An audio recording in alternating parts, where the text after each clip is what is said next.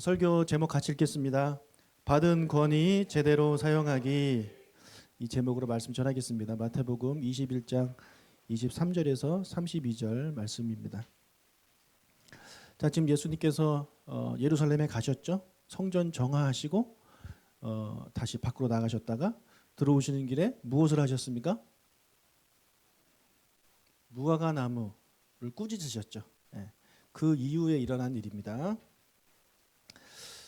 무화과 나무를 꾸짖으신 다음에 성전으로 들어가셨어요. 그리고 사람들을 가르치셨어요. 그러니까 이 성전, 우리가 성전의 기능을 예수님께서 다시 강조하셨는데 그게 뭐냐면 기도하는 거였죠. 그죠? 기도가 있었고 그 다음에 또 뭐가 있었습니까? 너무한 거 아닙니까? 지난주였는데 순종이 아니고 회복. 그래서 아픈 사람들이 나았잖아요. 그럼 회복이 있어야 돼요. 그게 교회 안에서 이루어져야 되는 그런 일이에요. 그래서 예배를 드리는 가운데 여러분 회복되시길 축복합니다. 영적이든 육적이든 뭐 인간관계든 다 회복이 돼야 돼요. 그리고 또 교회 안에서 뭘 해야 되냐면 이런 가르침, 예수님이 가르치셨잖아요. 성경을 배우는 일들이 있어야 됩니다. 성경을 배우셔야 돼요.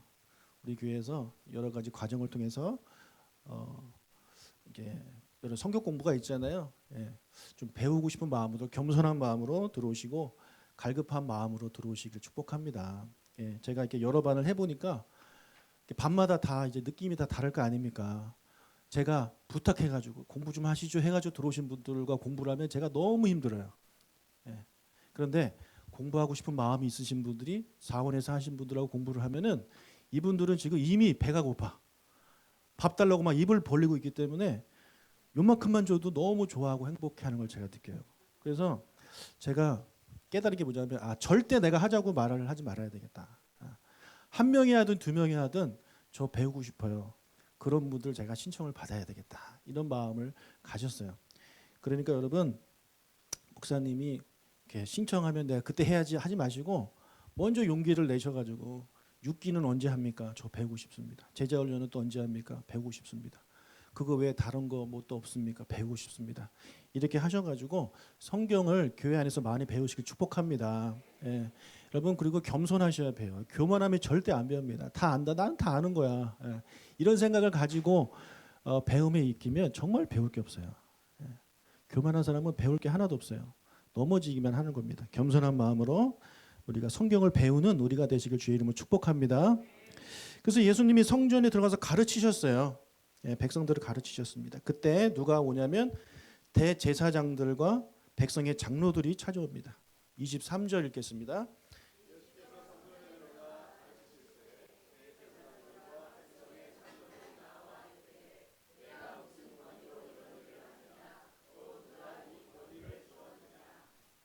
자, 원래 대제사장은 한 명이에요. 우리 대통령이 한 명이고 왕이 한 명이듯이 대제사장도 한 명입니다.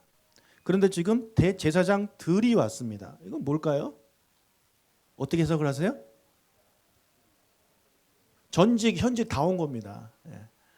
전직, 현직 지금 난리 난 거예요. 지금 예수가 와가지고 성전 다 뒤집어 엎고 우리 장사 못하게 한다. 손해가 아주 크다. 이래가지고 전직들까지 다 온 겁니다. 그리고 이 장로들은 누구냐면 백성의 장로들은 산헤드린이라는 공회를 구성하는 그런 원로들이에요. 그래서 이 대제사장들과 이 백성의 장로들이 이 성전에 대한 권위를 가지고 있었어요. 책임자란 말이에요. 어떤 결정을 할 수 있는 결정권을 갖고 있는 결정권자들입니다. 자, 그래서 이 성전에 대한 권위를 그들이 가지고 있었는데 이 권위는 누가 주신 거냐면 하나님이 주신 겁니다. 하나님이 이들에게 왜 이런 권위를 주셨을까요?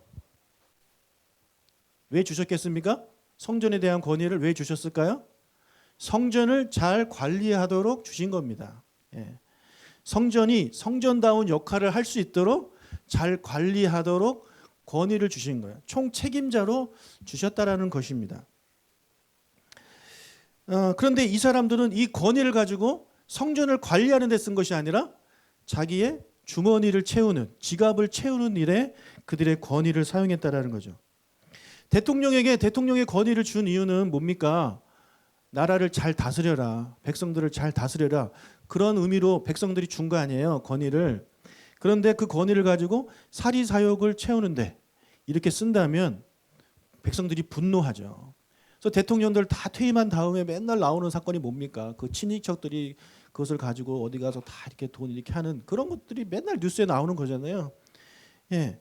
권위를 주신 이유는 그 권위를 가지고 자기가 책임 있는 그 관리나 그 단체를 잘 관리하도록 주신 것이라는 거죠. 여러분, 우리도 마찬가지입니다. 여러분에게도 하나님께서 권위를 주셨어요. 권세를 주셨어요. 먼저 부모의 권위를 주셨습니다. 여러분 가정에서 부모의 권위가 있습니다. 그렇죠. 학교에서 선생님의 권위가 있어요. 가장의 권위가 있어요. 교회에도 마찬가지입니다. 장로의 권위가 있고 다 권위가 있습니다. 안수 집사의 권위가 있는 것입니다. 그것을 주신 이유가 뭐겠습니까? 다 목적이 있어요. 부모에게 주신 권위를 주신 이유는 자녀를 잘 양육하라고 주신 겁니다. 자녀를 위해서 부모가 헌신하고 자녀를 위해서 열심히 일을 하고 그들을 먹여 살리고 키우고 교육하라고 하나님이 주신 권위입니다. 이 권위를 가지고 그렇게 하는 것이 아니라 아이들 막 부려먹고 아이들을 때리고 학대하고 그렇게 잘못된 권위를 사용하시는 사람들이 많이 있잖아요. 남편도 마찬가지예요. 남편에게 권위를 주신 이유는 아내에게 너희들 남편에게 순종하라고 이렇게 말씀하신 이유는 뭐냐면 그 남편이 아내를 위해서 죽기까지 그를 사랑하고 보호하고 먹이고 입히고 예뻐해주고 사랑하라고 그런 권위를 남편한테 주신 거죠.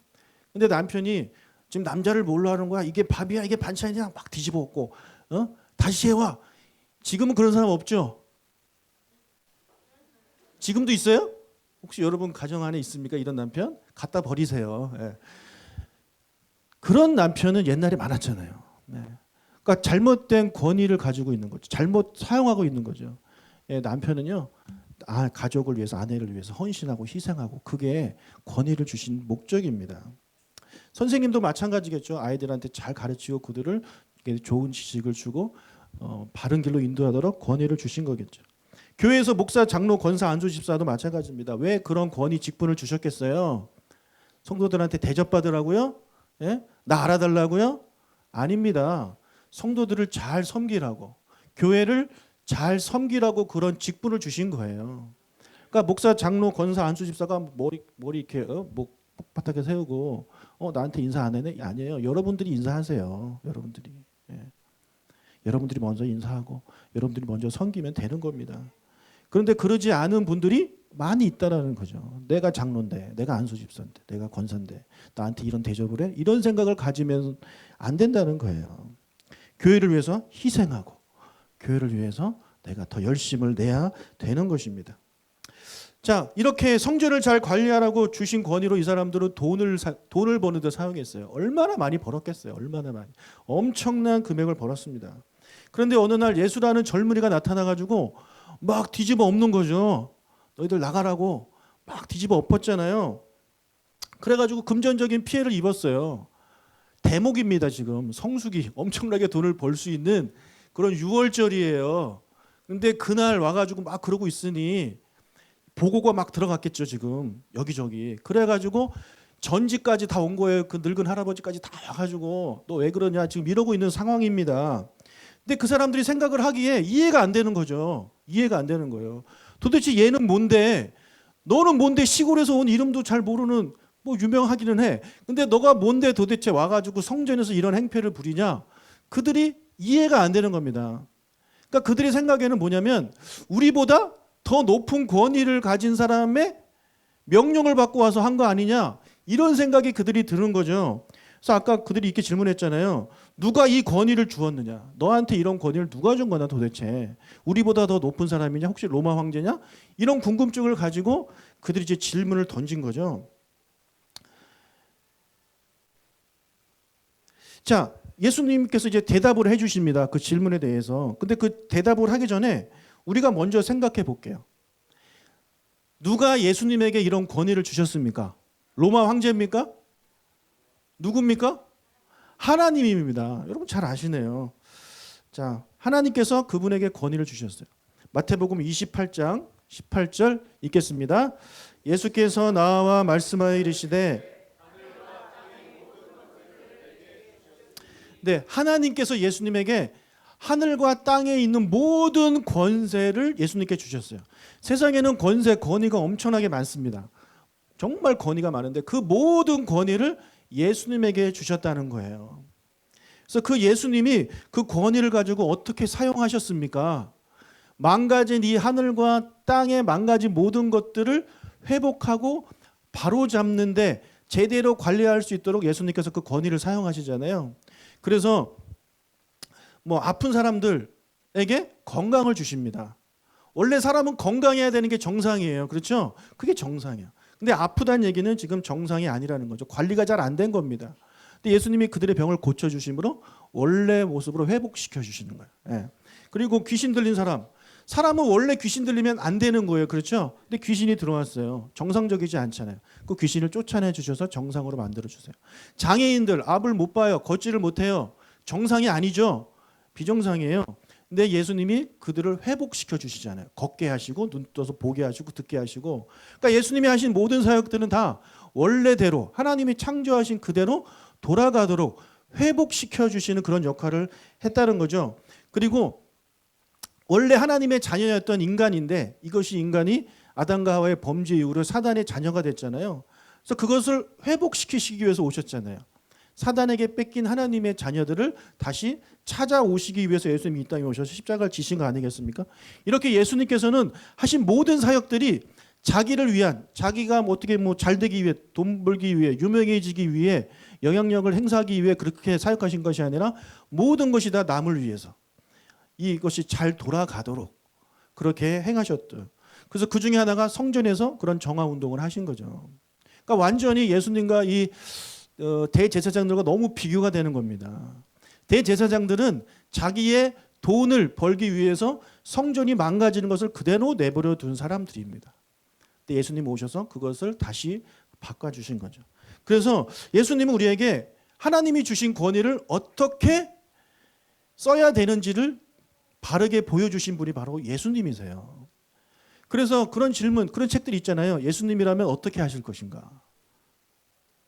여러분의 가진 권위를 가지고 만약에 예수님이 나라면 이 상황에서 어떻게 하셨을까? 예수님이 나라면 내 남편에게 어떻게 하셨을까? 예수님이 나라면 우리 교회에서 어떻게 하셨을까? 예수님이 나라면 내가 학생들한테 어떻게 하셨을까? 이것을 고민하게 되는 것입니다. 그래서 그것을 고민하고 기도하다 보면 하나님 아버지가 답을 주시죠. 그래서 그 답을 가지고 살아가면 우리의 권위를 가지고 제대로 쓰게 되는 것입니다. 여러분에게 주신 권위 바르게 사용하시길 주의 이름으로 축복합니다. 자, 예수님에게 그런 질문을 던졌는데 예수님이 이제 대답을 하십니다. 24절 읽겠습니다.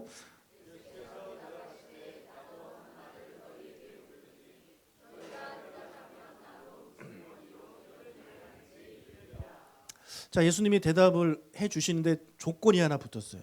너희들이 내 질문에 대답을 하면 나도 너희들의 질문에 대답을 해 주겠다. 이렇게 대답을 하셨습니다. 자, 질문을 던지셨어요. 여러분, 질문이 참 중요합니다. 이 질문을 던지는 자에게 권위가 있어요. 힘이 있어요. 주도권을 가지게 됩니다. 학생들이 왜 선생님을 힘들어합니까? 어려워합니까? 선생님은 늘 학생들한테 질문을 던지는 사람들이에요. 그게 시험이죠. 그래서 어려운 질문을 던지면 던질수록 그 던지는 사람의 힘이 센 거예요.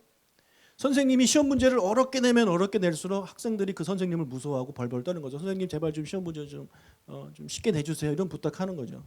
근데 쉽게 내는 과목들은 학생들이 선생님 무시하잖아요. 어차피 공부 안 해도 돼. 너무 쉬우니까. 어려운 문제를 내면 낼수록 사람들이 그 상대방을 어려워하는 겁니다. 마찬가지예요. 그래서 이 판사나 검사나 형사들이 범인들 앉혀놓고 질문하잖아요. 뭐 했어? 그러면 이제 대답을 해야 되잖아요. 그러니까 대답을 하는 사람은요, 질문을 던지는 사람한테 주도권을 뺏길 수밖에 없는 것입니다. 지금 이 사람들, 대제사장들, 바리새인들, 서기관들, 장로들 툭하면 와서 예수님께 질문 던지잖아요. 어려운 문제. 그들이 그렇게 질문을 던지는 이유는 뭐냐면 예수님과 그들의 관계에서 주도권을 갖기 위해서 어려운 질문을 자꾸 던지는 거예요. 자, 이런 주도권을 다시 빼앗을 수 있는, 전세를 역전할 수 있는 좋은 방법이 있습니다. 그게 뭘까요? 질문을 내가 다시 던지는 거예요.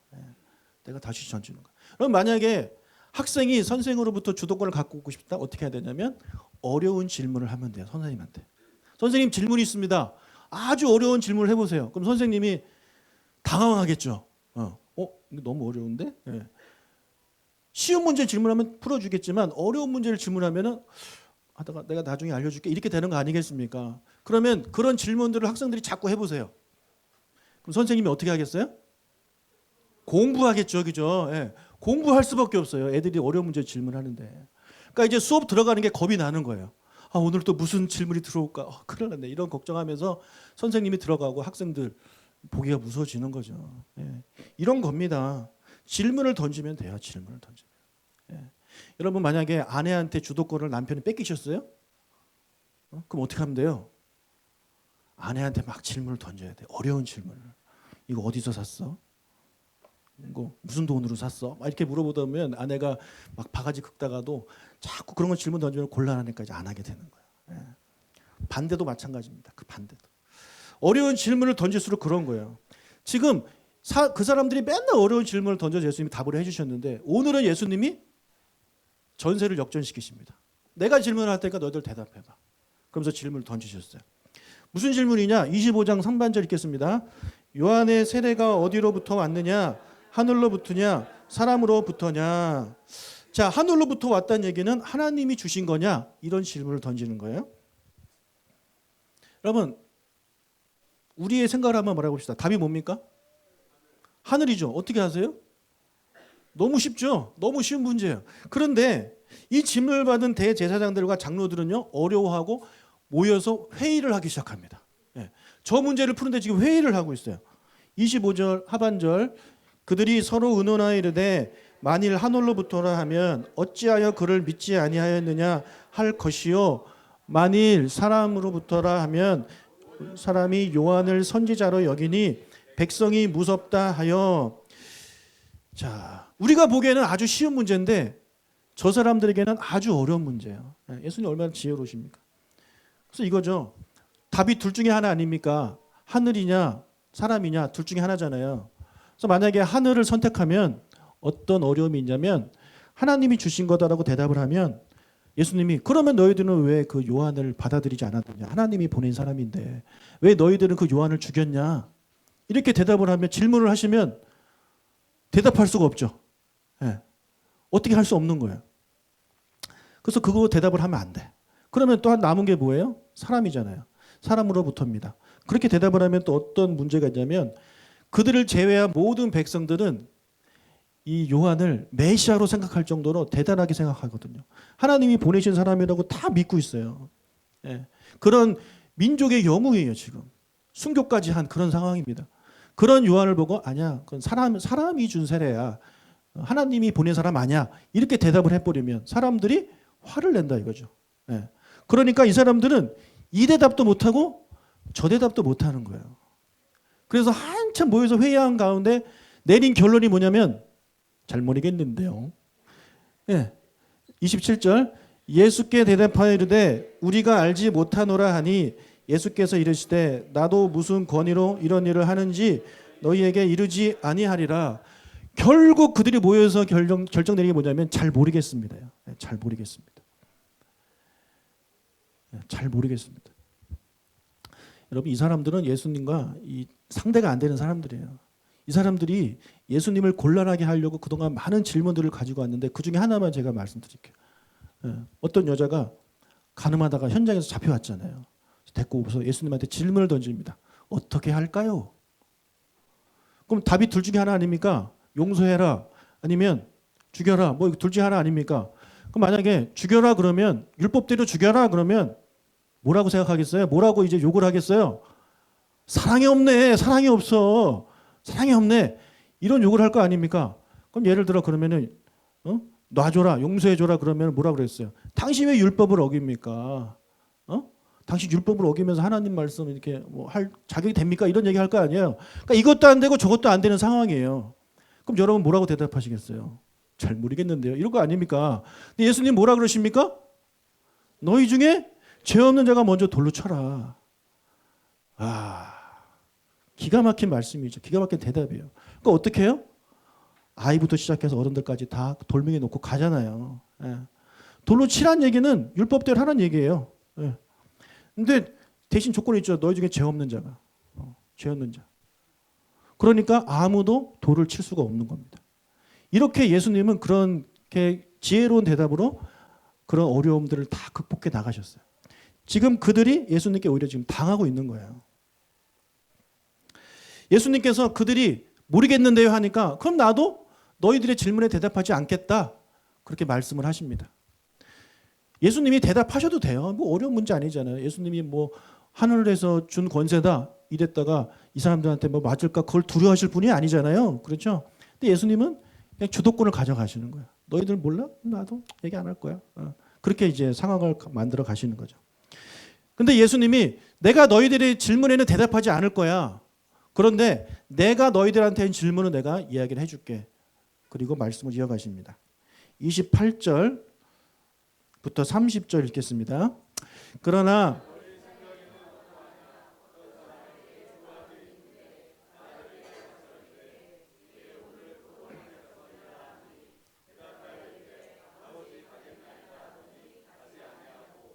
둘째 아들에게 또 그와 같이 말하니 대답하여 이르되 실소이다 하였다가 그 후에 뉘우치고 갔으니 어느 포도원 주인에게 두 아들이 있었어요. 첫째 아들한테 포도원 가서 일해라 그랬더니 큰아들이 내 아버지 알겠습니다 충성하고 PC방에 갔어요. 자 둘째 아들 싫어요 나 오늘 친구하고 놀 거예요 그러고 나갔어요. 그러다가 회개하고 포도원에 가서 일을 했다. 뭐 그 내용입니다. 이 비유를 하시고 대제사장들과 장로들한테 질문을 던집니다. 시작. 그 둘 중에 누가 아버지의 뜻대로 하였느냐 이르되 둘째 아들이니이다. 지금 예수님이 또 질문을 던지잖아요. 얘네들 대답하면 안 돼요.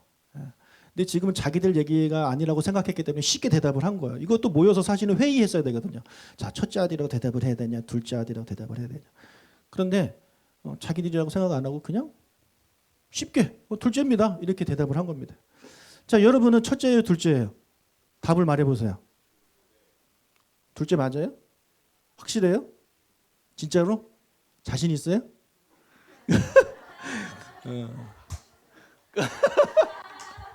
저한테 주도권이 확 온 거죠. 예. 강하게 질문하면 질문할수록 사람들은 아닌가 이렇게 생각하는 거예요. 예. 일부 때도 똑같았어요. 집사님만 그런 게 아니에요. 다 그래요.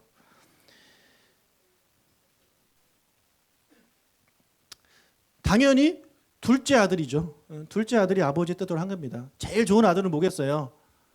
네 하고 가서 일하는 아들이 제일 좋은 아들입니다. 그런 아들 되시길 축복합니다. 네, 그런 아들 되시길 축복해요. 자, 이 비유에서 포도원 주인은 누구를 가리키냐면 하나님 아버지를 가리킵니다. 그럼 이 두 아들은 누구를 가리킬까요? 31절 하반절 읽겠습니다. 예수께서 그들에게 이르시되 내가 진실로 너희에게 이르노니 세리들과 창녀들이 너희보다 먼저 하나님 나라에 들어가리라. 32절 너희에게 왔거늘 너희는 그를 믿지 아니하되 창녀는 믿었으며 너희는 그것을 보고도 끝내 뉘우쳐 믿지 아니하였도다. 자, 이렇게 대답을 하십니다. 여기 보니까 너희들은 그를 믿지 아니하였지만 세리와 창녀들은 믿었다. 이렇게 표현을 하고 있죠. 자, 세리와 창녀는 지금은 뭐 세리가 나쁜 놈은 아니지만 그 당시에는 그냥 모두가 다 인정하는 그런 나쁜 놈, 죄인이었어요. 뭐 창녀는 말할 것도 없고, 그래서 그냥 세리와 창녀하면 즉 죄인, 그냥 죄인의 대명사라고 이렇게 보시면 되겠습니다. 그러니까 그 사람들은 하나님의 말씀을 어긴 사람들이에요. 율법을 어긴 사람들이에요. 하나님의 말씀에 너희들 정직하게 살아, 그렇게 살면 안 돼, 가늠하지 마 그랬더니 싫어요 하는 사람들이에요. 그런데 그래서 그렇게 나쁜 짓을 했어.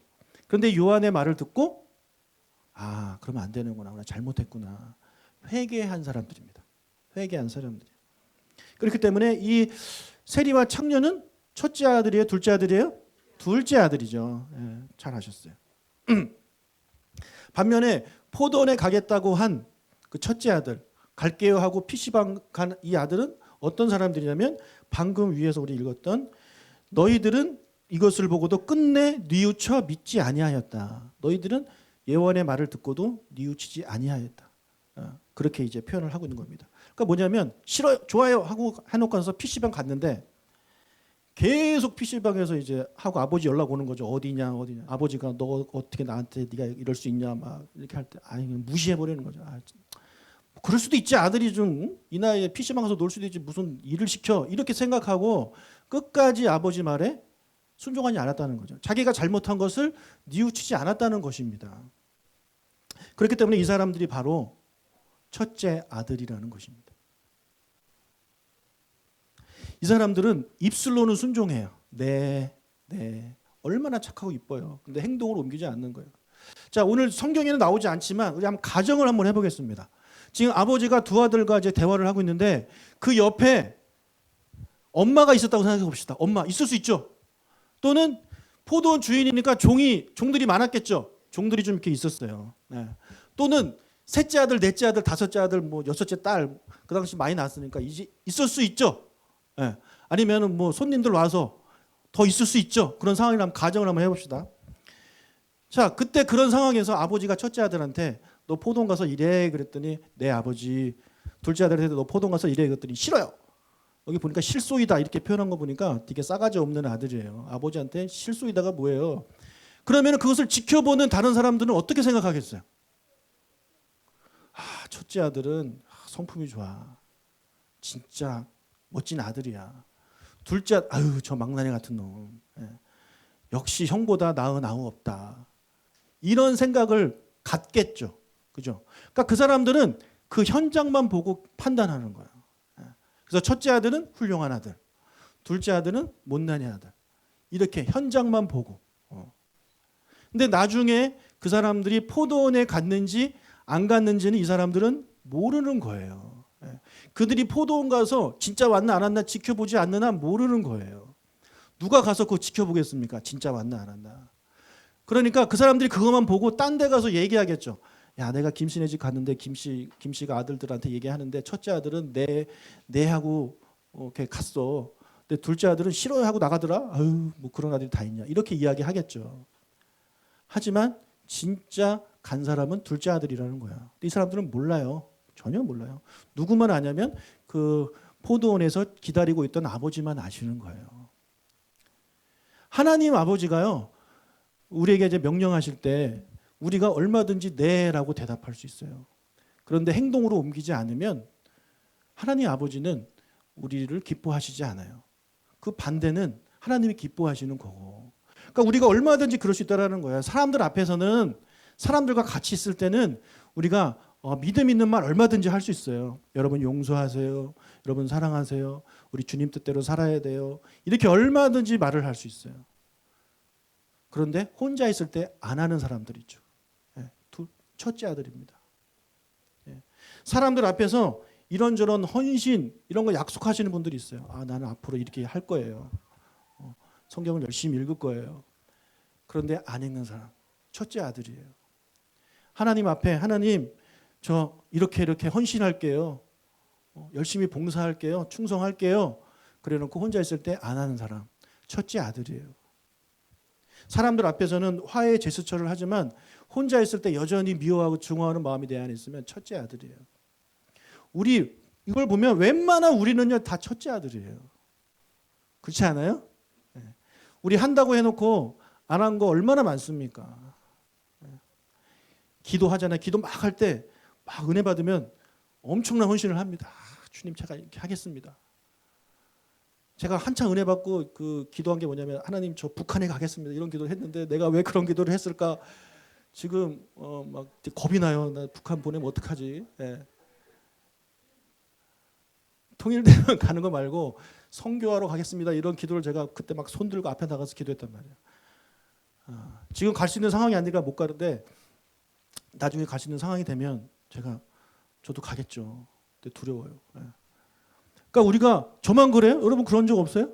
막 은혜 받을 때는 막 기도하는데 나중에 정신 차리고 보면 내가 왜 그랬지? 그럼 분위기에 휩싸여서 그런 거야. 그리고 안 하는 게 얼마나 많습니까? 안 했어요? 괜찮아요. 뉘우치고 다시 하면 돼요. 그러면 둘째 아들이 되는 거예요. 여러분 지금 이 말씀 들으시면서 지키지 못한 약속들이 아마 많이 있을 텐데 생각나시는 게 있으시다면 이제라도 하시면 돼요. 하나님 앞에 한 약속 중에 지키지 못한 거 있으면 하시면 돼요. 하나님 앞에서 사람들한테 한 약속들 못 지킨 게 있다면 하시면 돼요. 사람들이 알아주든 못 알아주든 상관없어요. 하나님 아버지가 아시기 때문에 그거 하시면 돼요. 그럼 우리는 둘째 아들이 되는 거예요. 세리와 창녀같이 하나님이 기뻐하시는 사람들이 되는 거예요. 하지만 우리가 말만 해놓고 행동을 하지 아니하면 우리가 그렇게 욕하는 대제장들과 장로들과 우리가 다를 바가 없어요.